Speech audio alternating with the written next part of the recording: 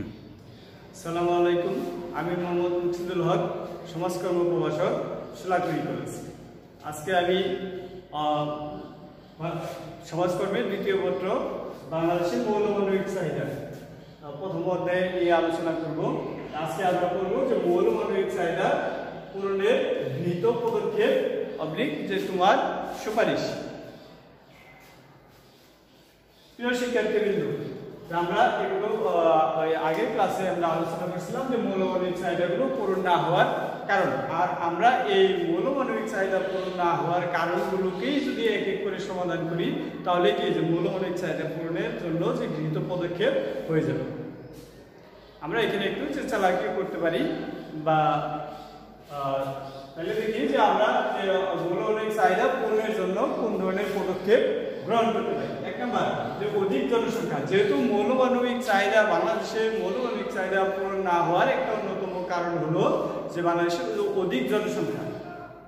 যে কাজেই যদি আমরা জনসংখ্যাকে যে পরিকল্পিত উপায়ে সীমিত রাখতে পারি বা আমাদের সম্পদ এবং সম্পদের তুলনায় যে সামঞ্জস্য রাখতে পারি, তাহলে কি যে আমাদের মৌলমানবিক চাহিদাগুলো পূরণ করতে সক্ষম হব। দুই নম্বর, যে অনুন্নত কৃষি ব্যবস্থা। যে অনুন্নত কৃষি ব্যবস্থা ছিল আমাদের মৌলমানবিক চাহিদা পূরণ না হওয়ার একটা অন্যতম বড় কারণ।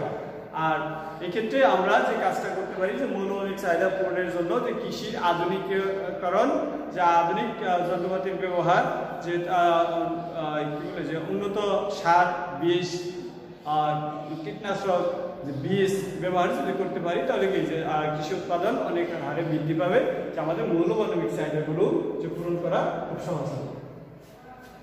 তিন নম্বর, প্রাকৃতিক দুর্যোগ। যে প্রাকৃতিক দুর্যোগ যেহেতু আমাদের একটা কি যে নিত্য নৈমিত্তিক ব্যাপার, যে প্রতি বছরই কোনো না কোনো খরা, ঘূর্ণিঝড়, জলোচ্ছ্বাস, নদী ভাঙন, বন্যা, এগুলো আমাদের প্রতিনিয়ত যে প্রতি বছরই কোনো না কোনোভাবে জায়গা থাকে।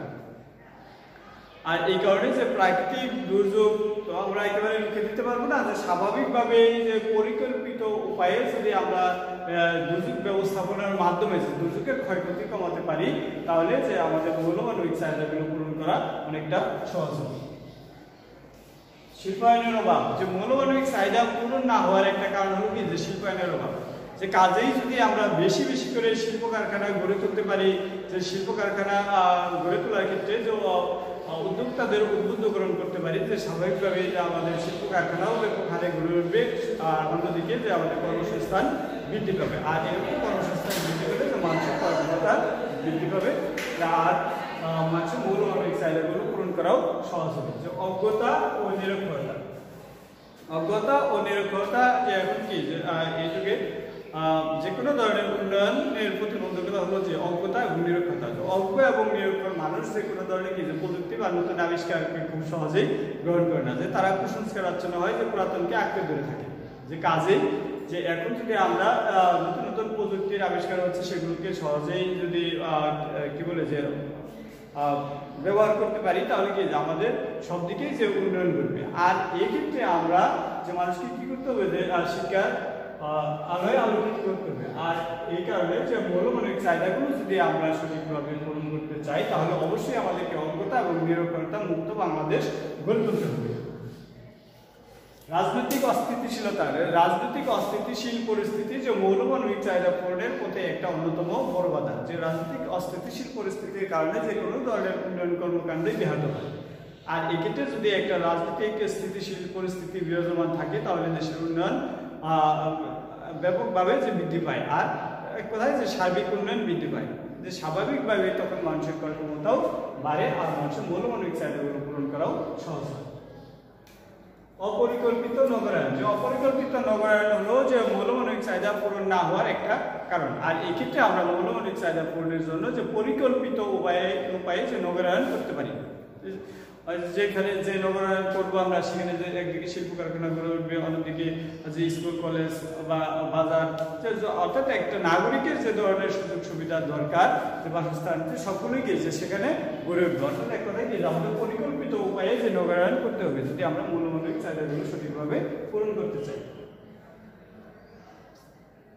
তারপর মাথাপিছু আয় কম বা দারিদ্রতা, যেহেতু বাংলাদেশের অধিকাংশ মানুষের মাথাপিছু আয় কম, তাদের ক্রয় ক্ষমতা কম, অধিকাংশ মানুষ দরিদ্র, স্বাভাবিকভাবে তাদেরকে বিভিন্ন ধরনের আয় উপার্জনমূলক কার্যক্রমের সাথে যুক্ত করে তাদের আয় বৃদ্ধি করতে হবে। আর মানুষের যখন মাথাপিছু আয় বাড়বে, স্বাভাবিকভাবে তাদের ক্রয় ক্ষমতা বাড়বে, তাদের মৌলবাণিক চাহিদাগুলো পূরণ হবে।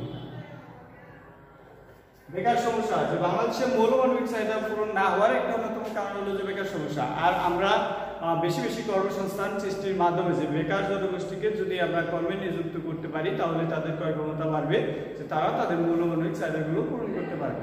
আর এক্ষেত্রে আমাদের যে বেকার সমস্যার সমাধান করতে হবে, মৌলবাণিক চাহিদাগুলো যদি সঠিকভাবে পূরণ করতে চাই। সম্পদের অসম বন্টন, যে সম্পদের অসম বন্টন যেহেতু মৌলবাণিক চাহিদা পূরণের পথে বাধা, তাই আমাদের যে সম্পদের অসম বন্টনটাকে যে সুষম বন্টনে পরিণত করতে হবে। অর্থাৎ যে যদি সম্পদের সুষম বন্টন হয়, তাহলে যে সকলেরই কি ক্রয় ক্ষমতা বাড়বে এবং মৌলবাণিক চাহিদাগুলো খুব সহজেই তারা পূরণ করতে পারবে। সামাজিক নিরাপত্তার অভাব বা অপুতুল সামাজিক নিরাপত্তা কর্মসূচি, বাংলাদেশে যে আরেকটা মৌলবাণিক চাহিদা পূরণ না হওয়ার একটা কারণ হলো যে সামাজিক নিরাপত্তামূলক কর্মসূচির অভাব। আর এক্ষেত্রে যে সরকার যদিও বিভিন্ন ধরনের কর্মসূচি, নিরাপত্তামূলক কর্মসূচি পরিচালনা করে আসছে, এই কর্মসূচিগুলো যে প্রয়োজনের তুলনায় অপ্রতুল। আর এক্ষেত্রে আমাদের যে কাজটা করতে হবে, যে মৌলবাণিক চাহিদা পূরণের জন্য এই যে সামাজিক নিরাপত্তামূলক কর্মসূচিগুলো আছে, সেগুলো বেশি বেশি করে আরো গ্রহণ করতে হবে। জনসংখ্যার অসম প্রকৃতি, যে জনসংখ্যার আমরা অসম প্রকৃতি সামাজিক মৌলবাণিক চাহিদা পূরণের পথে একটা অন্তরায় বা বাধা বা পূরণ না হওয়ার একটা কারণ। যে স্বাভাবিকভাবে এই জনসংখ্যার প্রকৃতিটাকে যে আমরা ওই সকলকেই যদি কোনো না কোনোভাবে যে তাদের উপযোগী করে উৎপাদন কর্মের সাথে যে জড়িত করতে পারি, তাহলে স্বাভাবিকভাবে আমাদের ক্রয় ক্ষমতা বাড়বে এবং মৌলবাণিক চাহিদাও পূর্ণ হবে। বৈদেশিক ঋণ ও সাহায্যের উপর নির্ভরশীলতা, যে বৈদেশিক ঋণ ও সাহায্যের উপর নির্ভরশীল থাকার কারণে যে আমাদের উন্নয়ন কর্মকাণ্ডগুলো বিভিন্ন সময় কি যে বাধাগ্রস্ত হয়। আর এই কারণে যে আমরা যে বৈদেশিক ঋণের উপর যে অতি নির্ভরশীল না হয়ে যে স্বনির্ভরশীল হতে হবে। আর যদি স্বনির্ভরশীল হতে পারি, তাহলে যে অন্যের টাকার উপর কি যে আমাদের চেয়ে থাকতে হবে না, আর আমাদের মৌলবাণিক চাহিদাগুলো আমরা সঠিকভাবে পূরণ করতে পারবো। বাণিজ্য ঘাটতি, যে বাণিজ্য ঘাটতি আমাদের মৌলবাণিক চাহিদা পূরণে বাধার সৃষ্টি করে, যে স্বাভাবিকভাবে বাণিজ্য ঘাটতি কমাতে হবে। যে এরপরেও আছে দুর্নীতি, যে দুর্নীতিও মৌলবাণিক চাহিদা পূরণের পথে একটা বাধা। তাই দুর্নীতি কি যে আমাদের দেশকে মুক্ত করতে হবে। অন্যদিকে এরপরেও যে আরো পয়েন্ট আছে, যে মুদ্রাস্ফীতি আছে, যে মুদ্রাস্ফীতি হলে যে মানুষের ক্রয় ক্ষমতা হ্রাস পায়। আর মুদ্রাস্ফীতি যেভাবে মানুষের কি যে দ্রব্যমূল্য বৃদ্ধি পায়, সেভাবে হয়তো কি যে মানুষের ক্রয় ক্ষমতা বাড়ে না। আর এই কারণে মানুষ তার মৌলবাণিক চাহিদাগুলো পূরণ করতে পারে না। এখানে মুদ্রাস্ফীতি যে নিয়ন্ত্রণ করতে হবে, যদি আমরা মৌলবাণিক চাহিদাগুলো সঠিকভাবে পূরণ করতে চাই। তাহলে প্রিয় শিক্ষার্থীবৃন্দ, যে আজকে আমরা এই পাঠে পড়লাম